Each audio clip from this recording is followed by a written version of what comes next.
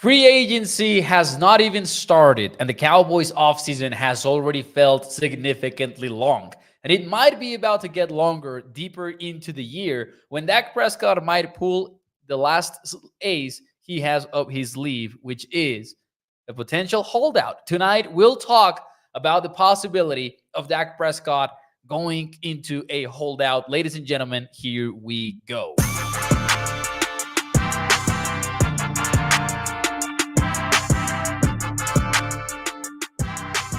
What is up, everyone, and welcome into A to Z Sports Dallas Primetime. I am your host, Mauricio Rodriguez, streaming with you live every Sunday through Thursday night at 8 p.m. Central here on Dallas On Demand Sports Talk Network. With a lot more content coming your way, make sure that you check out a2zsports.com/Dallas. And as always, do me a favor and hit the like button for me if you enjoy the show. Welcome, everyone. On a Monday night, it is a great night to talk some Cowboys football. And we got to discuss this question because I think by now it is only fair to at least put it on the table, right? We at least got to address the elephant in the room. Dak Prescott, as he enters a key offseason where ideally the Cowboys and him would reach a contract extension, could we see a scenario where those talks do not advance? And could we see a scenario where OTAs come around and Dak doesn't show up? Maybe a scenario where mandatory minicamp comes around and number 4 is nowhere to be seen. And then, more drastically so, training camp comes around and we don't see the quarterback anywhere. I want to talk about this because I think it's a real possibility, the way things are trending towards, and I at least believe we should be discussing such a scenario and what it would look like and whether or not it would make sense for Dak and what it would mean for the Cowboys and all that. But first, let me say hi in the chat very quickly. We've got Joe Gonzalez here in the chat. We've got Mark Aaron. We've got Katharina. We've got Gregory. Mark, by the way, said last night's show was just one big rant. And it really was. Last night, we talked about the decision to move on from Tyron Smith. In case you missed it, I do recommend going back and watching that one. Because, yeah, man, I was upset last night at the whole Tyron Smith thing. So if you want to hear my thoughts on that, make sure you do so. You can find it on the channel. We've also got a DK couple. Shout out to you, Cowboys Corner in the room as well. We've got Mario Cortez saying this all in off season so far has been a lot of steps backwards. And Mario, we will discuss exactly that we will be discussing today. We've also got Russell over here in the chat. We've got Bob. We've got a Travis, Isidro, Daniel.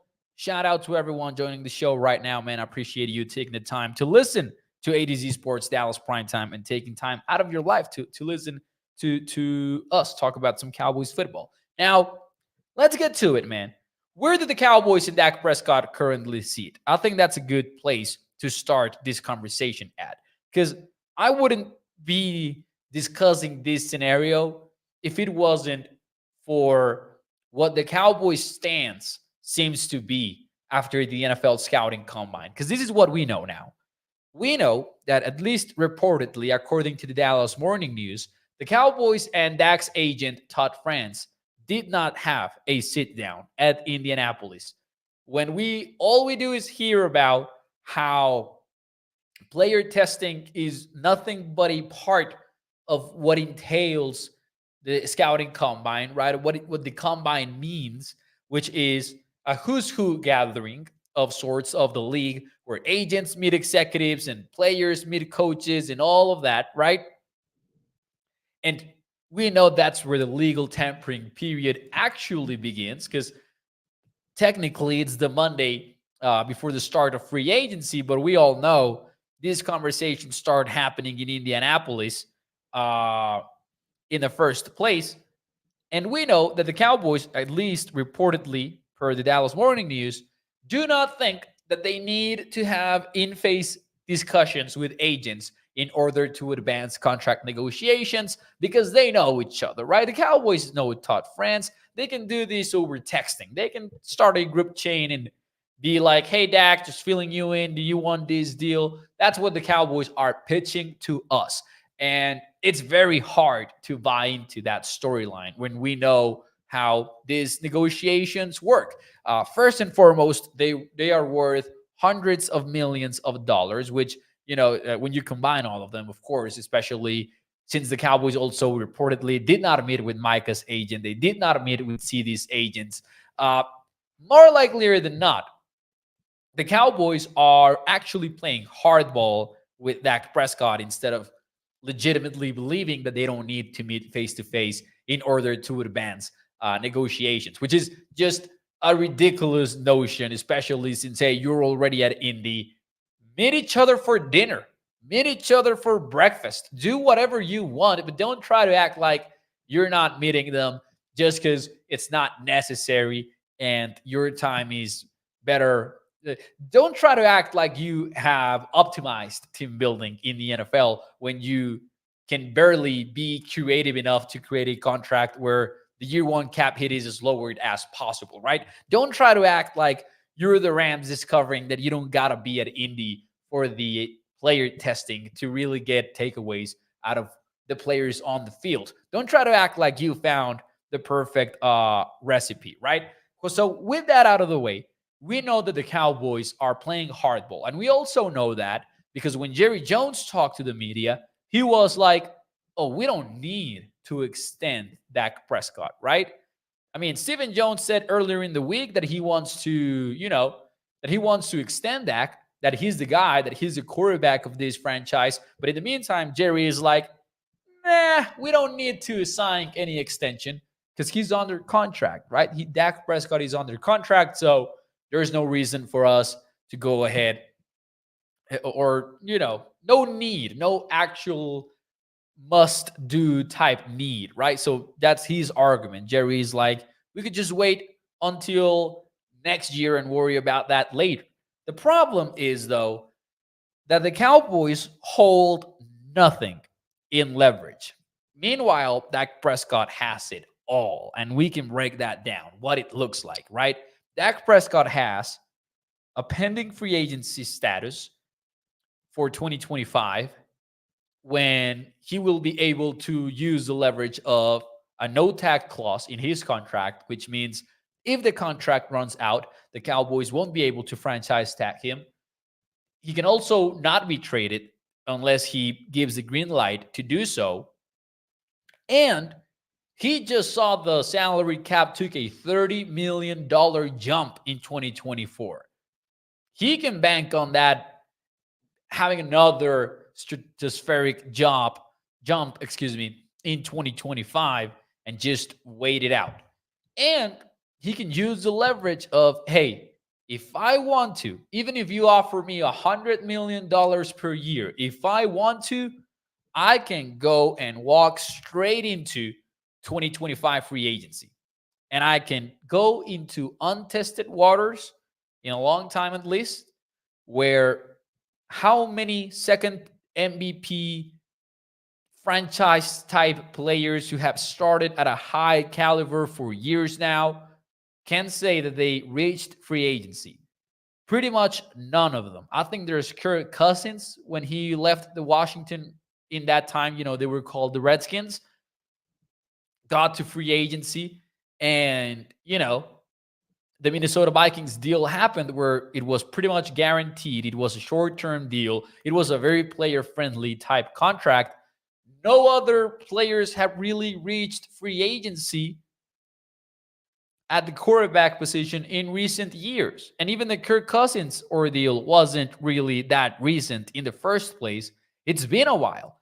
And these guys don't make free agency because teams are not messing around with things. They're getting the deals done, oftentimes very quietly, not like the Cowboys, where they're just negotiating through the media and doing this thing where they're just like, oh, yeah, we're in no hurry, as if they held any leverage at all. Because the Cowboys' leverage, what it looks like really is Trey Lance, somebody that hasn't thrown significant, amount of passes in the last few years. Since 2020, he has 132 pass attempts, and that's including a handful of passes that he made in 2020 before the FCS season was shut down over at North Dakota State. So my point here is, if you're Dak and you know that you can walk into 2025 free agency where your value is going to skyrocket as teams that are quarterback needy, which there are always there's always a large amount of QB needy teams in the NFL, and they can go into a bidding war for you. Hell yeah, that's something that you want to try out. And I mentioned something yesterday that, caused some laughter here in the chat in a good way, where I said, who do the Cowboys think they are? And I think this applies to this conversation as well in the following sense. It's not like Dak is going to leave a team that is doing all it can in its power to get to the Super Bowl.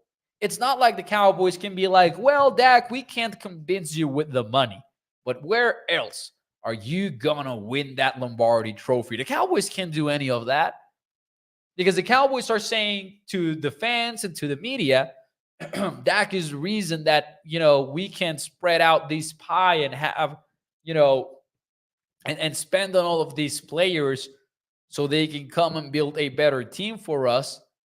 Because Dak can point to his 2021 cap hit of $17 million and be like, who did you bring in 2021?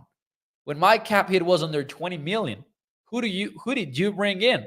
Right? Dak can point to his cap number in 2022 and be like, 19.7, still under 20 million. Who did you bring in free agency? Who was really a costly free agent addition that you made in 2021? Because in 2020, sure, you hit on Jaron Kears. Congrats on that, man. That was a good signing in 2020.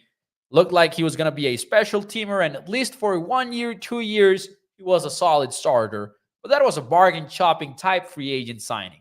That wasn't the Cowboys being like, yeah, man, we'll go all in and we'll show you this by bringing in Jaron Kears. That wasn't it at all. Move on to 2023. A slightly higher cap hit of $26.8 million, but still a very manageable cap hit. And I applaud the trades for Brandon Cooks and for Stephon Gilmore, but those were not costly moves. Those were day 3 trades. That can be like, hey, man, what are you talking about that I need to, lower my demands for you to build a better team for me, when we have years of evidence that even with a low cap hit, and I'm not even getting into the rookie contract years for Dak Prescott, and be like, you didn't bring anybody in those days. You didn't go above and beyond when I had manageable cap hits, right? Not to mention a Dak Prescott extension would actually lower the cap hit for 2024. But just being like, just shooting down the notion that the Cowboys paying Dak would mean not being able to pay other players. That's a story tale that they tell fans to manipulate, how they feel and to manipulate the media and all that. And in the meantime, as we approach the 2024 offseason, Dak is witnessing a team that is like, yeah, your left guard and your left tackle, yeah, they're going to be worse this year than they were last year. Oops. Because that's going to happen. Like, if you move Tyler Smith to left tackle, he's not going to be as good as Tyron Smith was at left tackle when he was healthy. And if you if you do that, then also you're having a downgrade at left guard, whoever you put in there compared to Tyler Smith. You are downgrading at 2 of 5 starting spots at your offensive line. If you go down that route, which it seems they will, just based on the fact that Tyron Smith is not coming back. And then Tyler Viadish, who knows if he's going to come back. So you might be at like a spot where you don't know who your 3 out of 5 starting offensive linemen are going to be. And one of the 2 that you do know is Terrence Steele, who has struggled last year. And it might have been injury related. John Owning from PFF argues that it's going to be that is technique related. So there's just concerns to be had about where the Cowboys are going. And I believe that Dak Prescott, and this is just removing our Cowboys hats for 1 second here. We're not thinking from the Cowboys' point of view anymore. We're thinking from Dak's point of view. Dak's agent's point of view, if you want. What exactly, other than a strong, solid, fair is worth contract offer, would have you be like, hell yeah, I'm signing with the Cowboys? It might be team loyalty. That's a good answer. Like, you can go with team loyalty here. Dak Prescott is a loyal guy, and he has a high work ethic. And I struggle to see Dak agreeing to holding out. But I also think the agents are sure going to pressure him, right? If you're the agents and you're like, man, you've got all the leverage in the world, the one thing that is left to do, the one ace up your sleeve left to pull out is using it. Use the leverage. What do the Cowboys have? Trey Lance, right? Let's see what's what. And let's hold out for this offseason period. And, man, ruin their plans in that sense. One of the big reasons why the Cowboys were so good in 2023 was because Dak and the Cowboys receivers were locked in. The work that they put in at the backyard training camp, man, the Cowboys were zeroed into their work. And that's because, in large part, of Dak Prescott. But if suddenly Dak is not showing up, the Cowboys are going to feel that pressure in a year where they have a 1-year contract for Mike McCarthy, a 1-year contract for Mike Zimmer, and they're going to be like, well, damn, we got to figure it out this quickly.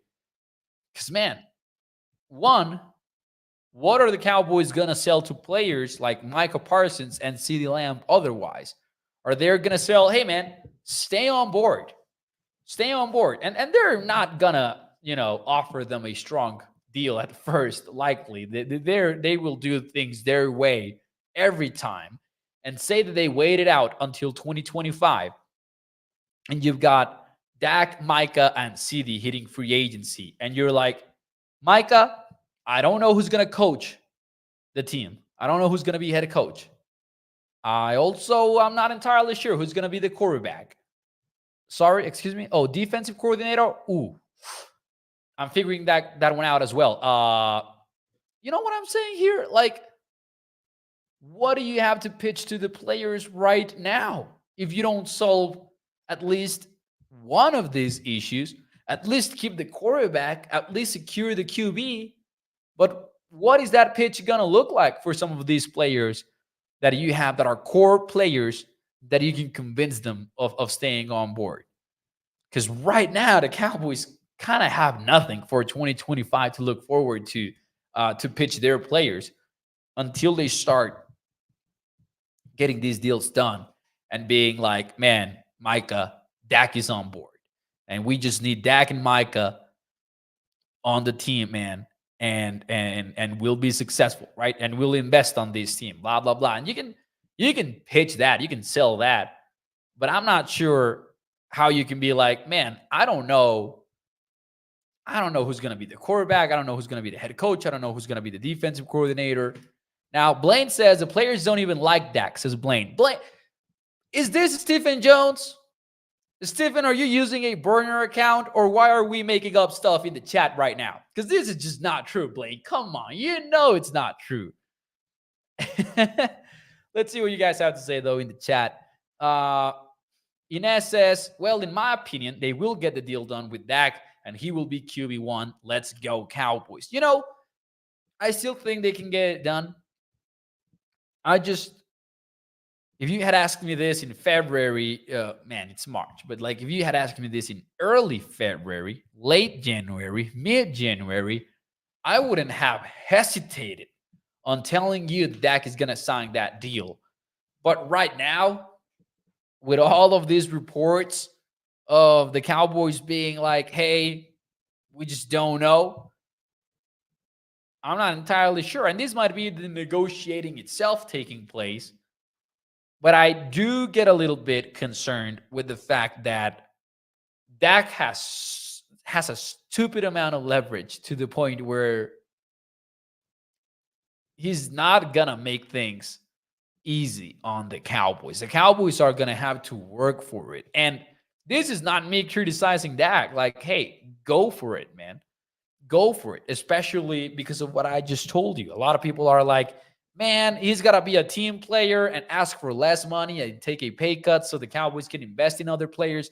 The Cowboys have had the cap space and they have done nothing with it, right? The Cowboys have been in positions to take bigger swings in free agency. They haven't done it. Not because of the Dak extension, not because of the Dak contract, just because they weren't up for it. Cowboys could have kept a Hall of Famer left tackle this year. They're not gonna. The Cowboys could have kept Amari Cooper, but they let their money get mad and traded him away for a 5th-round draft pick. Amari Cooper, 5th-round draft pick is what they got in return. I don't need to remind you that they traded a 1st-round pick when they got him, right? It's like, what are you doing to be like for example, this is perfect timing here from Rich, because Rich says, and this is a very common comment, and I understand where it comes from. I'm not saying that I don't get it. I'm saying, like, let's look at it with a cold mindset right now, because Rich says Dak should take a restructured deal like Brady did every year. He wanted the team to be able to get players to help the team. First and foremost, that didn't happen on Brady's first deal. It didn't happen on Brady's second deal. And I'm not talking about the rookie years. Like, he got paid. Brady got paid before he got into the pay cut years. Not only that, but again, I'm going to say it again. Why do you do that if you have seen years in which your cap hit has been low, your cap hit has been manageable, and you've been in Dallas for 8 years and you have never once seen them be aggressive in free agency, like really aggressive in team building? Gotta earn that trust if you're the front office, man. You gotta really be like, Dak, if you do this, man, we're gonna do this, that, and the other. They're not gonna do that. And you know why they're not gonna do that? Because you're not even meeting the freaking agent at the combine. Because I don't know exactly why that is. I don't know the reason why that is. I don't know if they get pissed and they let their emotions get in the way. I don't know if it's that they don't like Dak, maybe. Maybe deep down they don't like Dak. And they just prefer, and I'm talking about the front office here. I'm not talking about the players. I'm talking about the front office. Maybe. I'm just speculating here. But yeah, man. I think the Brady stuff is overblown. For sure it is. Bruce says, thank you for killing that narrative, Mo. Brady made plenty of money. Oh, for sure. He did. And they did a lot of businesses. You know, they put together a lot of businesses together where the Brady pay cut stuff is just, I don't know if it's great PR or if it's just overblown history or what it is, but it wasn't that Brady really took less money. Like, if we're being real here. Anyways, Dan Williams says, do you think they should pay Dak? I do. I'll say this, man. I do, Dan. I think it's the best way forward. I think going into QB limbo will just set you back so many years. And I think a lot of teams would immediately pay Dak Prescott if he hits free agency because he is a very good QB. We can talk about the postseason stuff. It's true that he hasn't gone into like this killer mode in the playoffs, but it's also true that a lot of things have gone wrong in those games, right? Joe Burrow made the Super Bowl. Joe Burrow's team had a 3-pick game versus the Tennessee Titans for that to happen. And I'm not knocking Joe Burrow. I'm just saying, like, gotta view these games and how players get to where they get. You gotta see the fact that the Cowboys offense kind of woke up in the second half versus the Packers, but then the defense couldn't get a stop, and the game was never enriched because of that, right? Maybe the defense has one takeaway, 2 takeaways, and the storyline is very different. And I'm not saying that Dak didn't suck versus Green Bay. It was a bad game. But like, damn, man, there's a lot of variables to consider here. A lot of them. And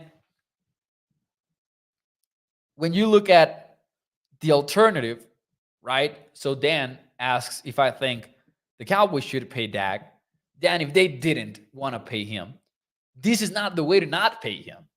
Trade him, get something in return. There is a no trade clause. Yeah, you can work around that, right? You can take a QB in the first round of this year's draft, but they're not going to do that. They're not, because they're going to want to solve the offensive line problems or the linebacker, defensive tackle problems. They're going to want to be all in while not really being all in, but they won't want to go into rebuild mode because that will just ruin the business model maybe for them. Anyways, man, I do think those agents are gonna try to get Dak Prescott to hold out, and then that's not gonna be pretty. It's not gonna be pretty. Let's see here. Let's see what you guys have to say though in the chat. Mario says our front office has a problem with any player during contract years, and hey, it is true. Like, I don't know when was the last time where we didn't hear anything about a negotiation and then it just got done right away. Let's see here. Tom Brady's net worth is like 300 million to Mark Aaron. Let's see, man. Jay says, I think they feed off each other and none of them have a lick of sense or understanding of the game, says Jay. Bob says, pick up Russell Wilson and cut Dak. Man, if I'm running this team, that thought doesn't even cross my mind because Dak has been significantly better than Russell Wilson over the last few years at least. No questions asked. To me, that's a no. No. Let's see, man.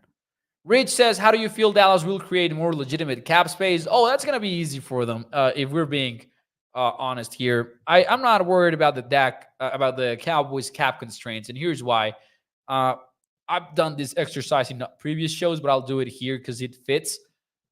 You can restructure Zach Martin, and you've got $12.5 million in the cap. You can restructure D-Law, $4.3 million. You can restructure Trevon Diggs, $7.9 million in cap space.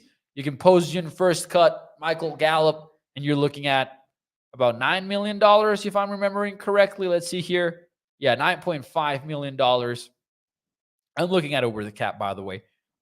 Terrence Steele, $4.9 million with a restructure, and still might not be very easy to restructure, maybe because there are question marks about him. But let's see here. Who else we've got?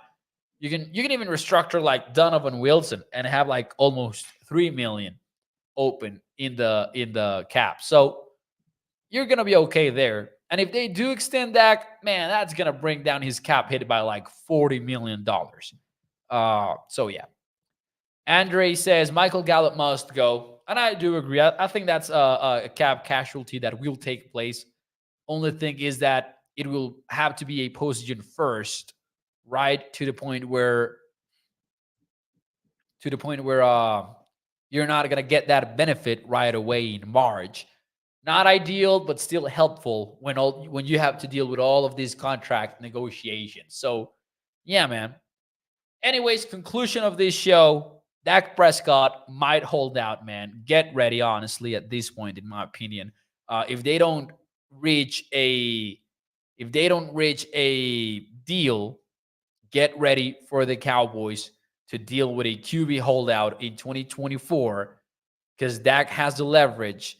And the biggest reason why I think it might not happen, a holdout, is because Dak has that mindset that he wants to win. And regardless of what haters say, he does have a high leadership level of personality. So it's going to be tough on them to convince him to actually hold out. But I think they're really going to pressure him to do so if a deal does not happen. And then things might get a little bit ugly, not only in 2024, but beyond. Because again, you're going to have a team where If players ask you who's the head coach, who's the quarterback, who's the defensive coordinator, who's the offensive coordinator after 2024, you don't have a response to any of those questions. And that is not great. That is absolutely not great. But anyways, ladies and gentlemen, hit the like button for me if you enjoyed the show. I am out. I am going to watch Dune 2 in the movies before free agency comes around. Because when free agency comes around, no sleep maybe over at AtoZSports.com. But thank you so much. I'll see you tomorrow night, 8 p.m. Central. Have a great Monday night, guys. I'll see you el día de mañana. Bye-bye.